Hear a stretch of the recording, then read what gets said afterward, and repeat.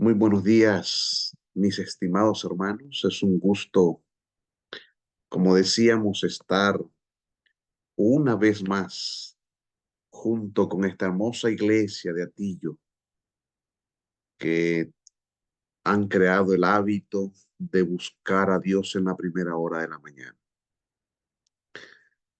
Hemos terminado ayer con el tema de ayer, la historia familiar de José. Y para ahora, mis queridos hermanos, vamos a ver las relaciones familiares de José.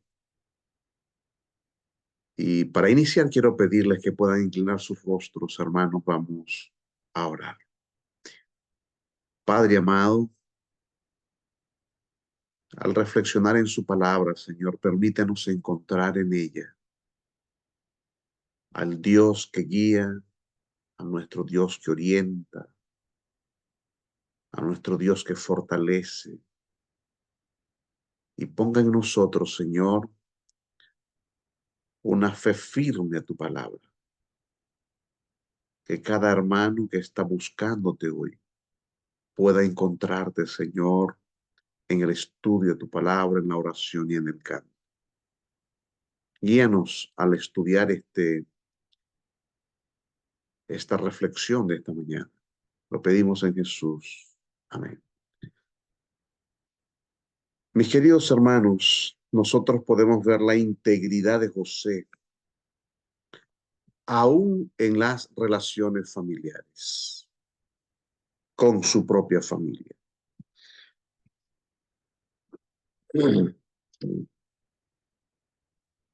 En Génesis 41, el versículos 46 y 50, la palabra del Señor dice que era José de edad de 30 años cuando fue presentado delante de Faraón, rey de Egipto.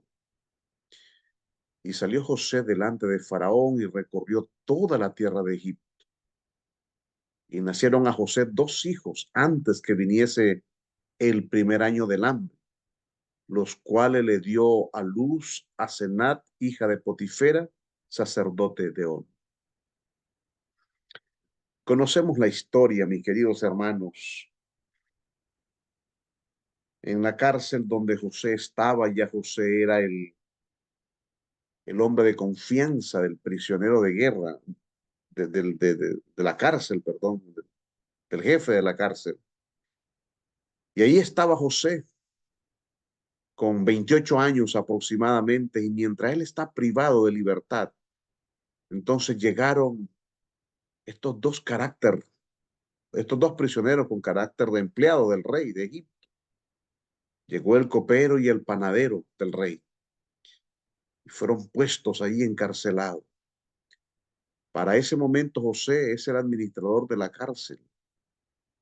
Y un día estos dos hombres tienen un sueño y José les interpreta el sueño. Ellos quedaron sumamente sorprendidos por la interpretación que José hizo del sueño. Y entonces prometieron a José no olvidarse al salir ellos de la cárcel.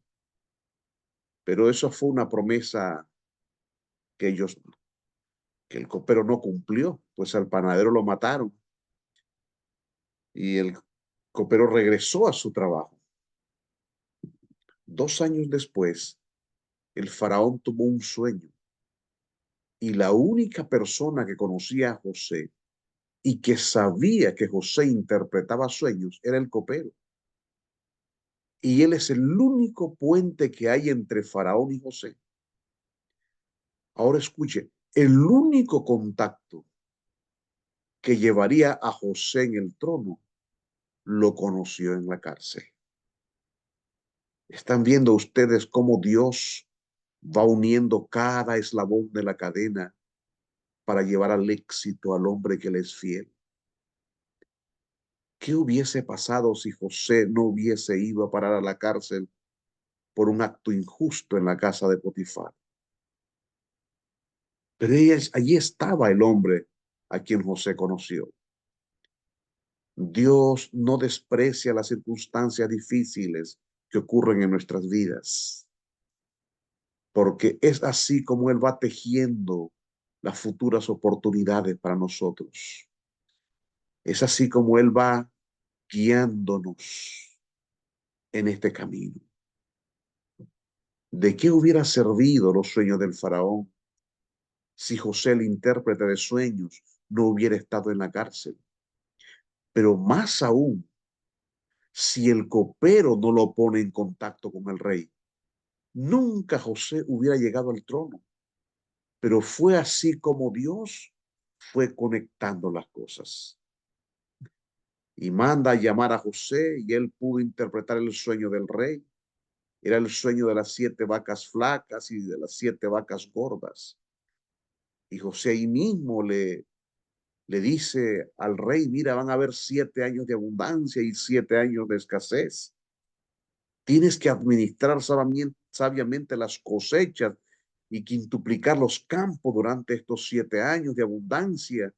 Y Faraón quedó impresionado y lo puso inmediatamente como el segundo hombre más importante del imperio, porque Faraón dijo, si este hombre es capaz de relatar estos sueños, entonces nadie es más propio para administrar este asunto.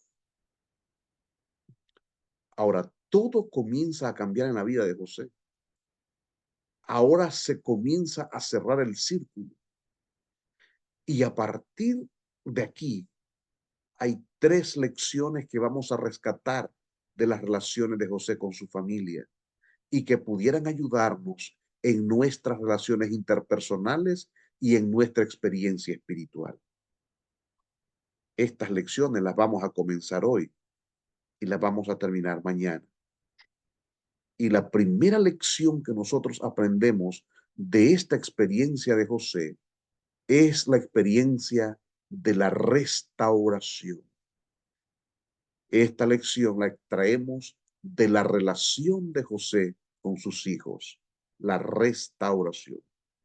Miren, dice el texto bíblico, verso 46, era José de edad de 30 años cuando fue presentado delante de Faraón, rey de Egipto, y salió José delante de Faraón, recorrió toda la tierra de Egipto, y nacieron 2 hijos antes que viniese al primer año del hambre, los cuales le dio a luz a Senat, hija de Potifera, sacerdote de On.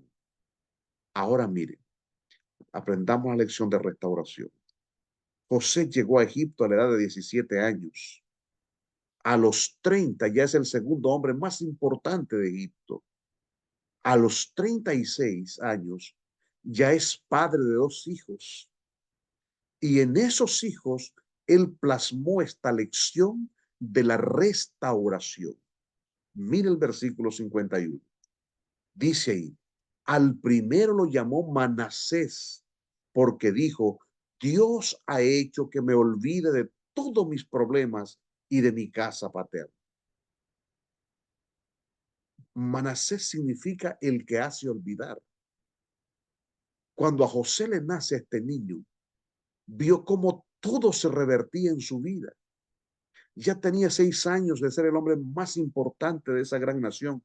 Solo era inferior al rey y ahora ve su primer hijo y profundamente admirado, profundamente al ver toda la bendición con que Dios lo tiene. Ahora cuando nace este niño, él dijo, con esta bendición que Dios me está dando, me ha hecho olvidar todo el dolor del pasado, me ha hecho olvidar todos mis problemas. Definitivamente José ha sufrido mucho, pero ahora empieza el tiempo de la restauración en su vida. Empieza el tiempo de la reivindicación, el tiempo de la restitución. Mire, él dice, mi dolor, el dolor es intransferible. Él llama a su dolor mi dolor. Nadie puede sufrir por ti. No hay 2 personas que sufran iguales. La separación de tus padres, tú la sufriste de una manera y tus hermanos la sufrieron de otra, porque es tu dolor. El dolor es intransferible. Si ya se había, ¿por qué José dice mi dolor? Si ya se había olvidado de ellos, obviamente, porque es un lenguaje figurado. No es que él se desconectó su realidad presente con su pasado. No es que ya se había olvidado de todo, significa que ahora ya las heridas no le dolían. Significa que ya eso era cosa del pasado. El dolor de hoy podrá llegar a ser la bendición del mañana. Y José dice, todo ese dolor que yo viví es asunto del pasado, porque Dios me ha hecho olvidar con las nuevas bendiciones que ha traído a mi vida. Mira, del mayor dolor de tu vida, Dios va a levantar las mejores lecciones y bendiciones para ti. Y de esta manera convertirte en una bendición para otros. Tu mejor servicio nace siempre de tu mayor dolor. Y al igual que por las heridas de Cristo, nosotros fuimos sanados.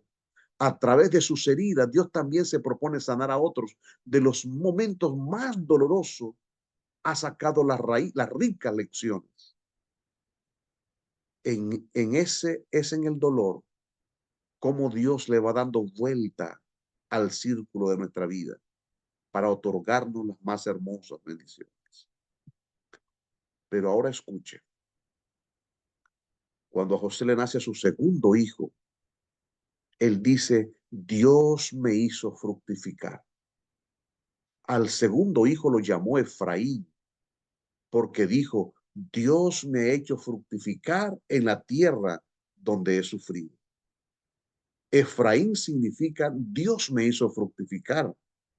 Es decir, en la misma tierra donde fuiste herido, en la misma tierra donde fuiste humillado, en la misma tierra donde lloraste, Dios te puede hacer fructificar. Y esa es la segunda lección que aprendemos de la relación familiar de José, es la restitución, la restitución. Fíjate bien que José en ningún momento dice, el que me hizo fructificar fue Faraón. Él dice, fue Dios el que me hizo fructificar.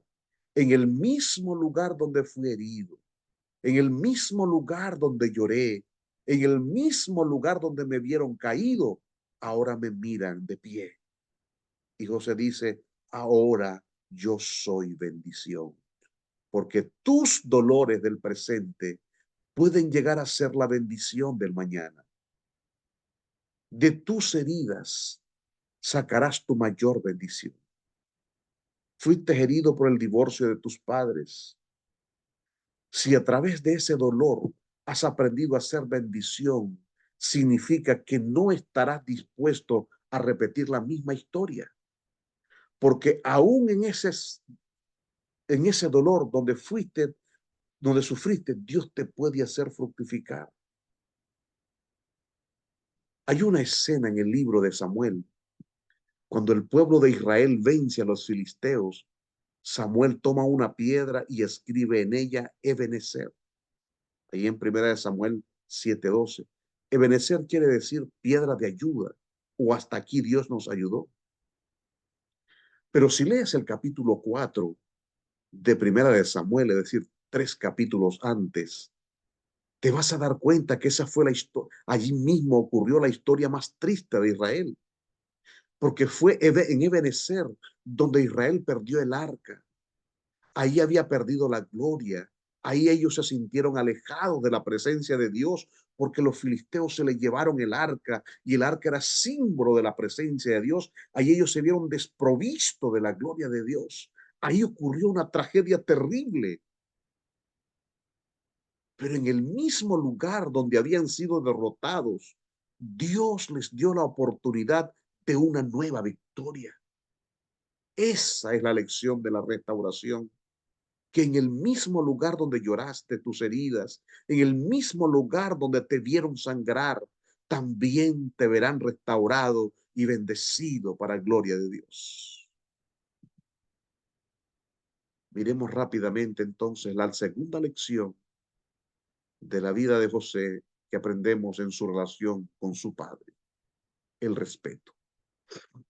En el capítulo 46 del libro de Génesis, el hambre había llegado a toda la tierra habitada de aquellos días. Y los hermanos de José habían venido a Egipto en busca de alimento e ignoraban que él estaba a cargo de todo el Egipto. El que estaba a cargo era José, su hermano, el que habían vendido a los ismaelitas. Y ahí comienza todo el proceso a través del cual José recupera a su familia, perdona a sus hermanos, hace venir a sus padres. Los hermanos van donde el viejito que aún sigue lamentando la muerte de su hijo y le dice, José no murió, aún vive. Y es el hombre principal de Egipto y él quiere que nos vayamos para allá. Todas las personas que vinieron con Jacob a Egipto procedente de sus lomos, sin las mujeres de los hijos de Jacob, todas las personas fueron 66. Y envió Jacob a Judá delante de sí, a José, para que le viniese a ver en Gosén. Y llegaron a la tierra de Gosén. Y José unció su carro y vino a recibir a su padre a Gosén. Y se manifestó a él y se echó sobre su cuello y lloró sobre su cuello largamente. La persona que más llora en la Biblia es José. 7 veces se lo ve llorar. Qué emocionante fue ese reencuentro después de más de 20 años y José lloró larga y amargamente sobre el cuello de su padre. Génesis 47 dice, vino José y lo hizo saber a Faraón y dijo, mi padre, mis hermanos y sus ovejas, sus vacas, con todo lo que tienen, han venido de la tierra de Canaán y aquí están en la tierra de Gosén. También José introdujo a Jacob, su padre, lo presentó delante de Faraón y Jacob bendijo a Faraón. Ahora, fíjate en la escena. En el capítulo 46 se termina leyendo la última parte que dice, porque para los egipcios es abominación todo pastor de ovejas. Jacob, el padre de José, es pastor de ovejas. Y cuando Jacob viene, José no solamente lo recibió, no solamente lo abrazó y lloró, sino que hace algo muy significativo. Presentó a su viejo a la persona más importante del mundo, al faraón. Y en esa escena se presenta a Jacob, que se dedica al trabajo más repulsivo del mundo, parado frente al hombre más importante de la tierra. ¿Qué escena más interesante? ¿Harías tú lo mismo con tus viejos? O te daría vergüenza presentar a tus padres solo porque se dedican al trabajo más denigrante de la tierra? En la actitud de José se puede ver integridad. La integridad de José se ve no solamente en que él no cayó sexualmente, se ve no solamente en su responsabilidad con su trabajo, sino también en la forma como trató a su padre. Porque somos lo que aprendimos en la casa. Él honró a su padre, aunque era el mejor, aunque no era el mejor de los padres. Quizás tú y yo nos hubiéramos avergonzado, nos hubiéramos cerrado, hubiéramos encerrado al viejo en algún lugar donde nadie puede verlo. Él olía a ovejas y los egipcios le tenían asco a los pastores por su olor. Pero José lleva ahí al viejo con el olor nauseabundo de las ovejas, lo lleva al palacio real para presentarlo al rey.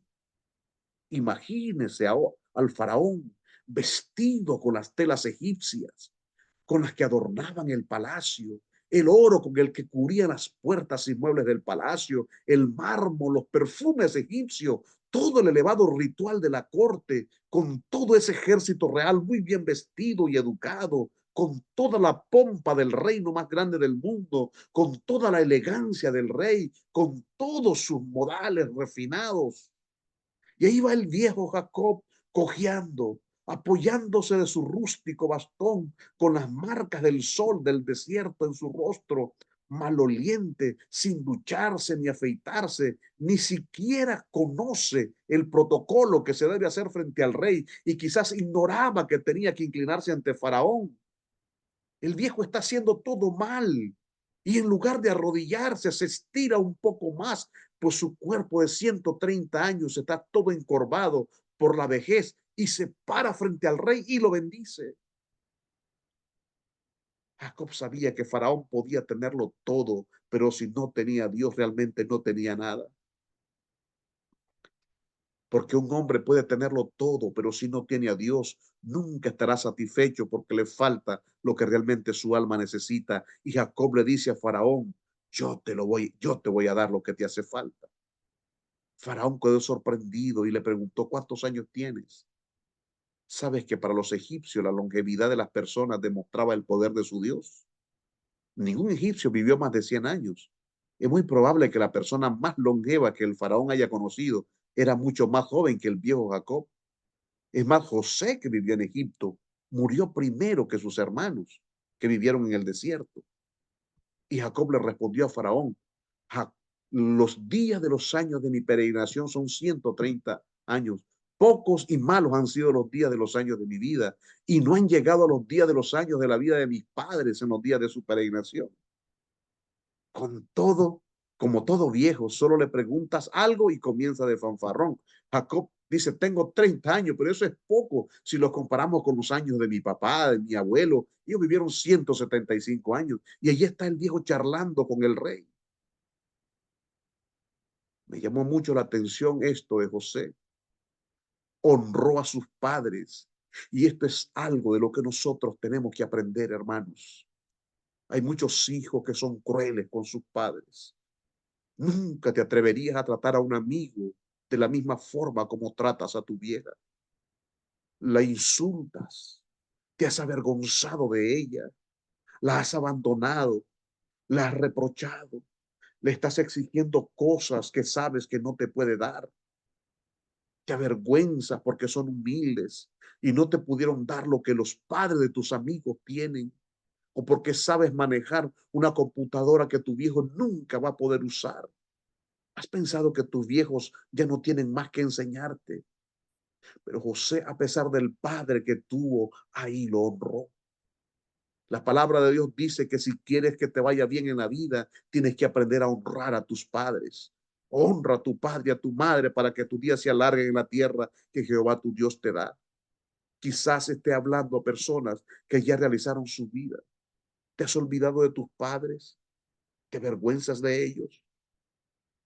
La Biblia es muy clara cuando en Proverbio 23-22 dice: escucha a tu padre que te engendró y no desprecies a tu madre cuando envejezcas. Y en Levítico 19:32 dice: delante de las canas te levantarás y honrarás el rostro del anciano, y de tu Dios tendrás temor, yo Jehová. Las nuevas generaciones no saben lo que es respetar a los viejos. La vida, la vida tiene 4 etapas. Nunca olvides esto. La primera etapa es cuando uno es hijo de sus padres. La segunda etapa es cuando uno es padre de sus hijos. Y la tercera etapa es cuando uno comienza a ser padre de sus padres. Y la cuarta es cuando uno termina siendo hijo de sus hijos.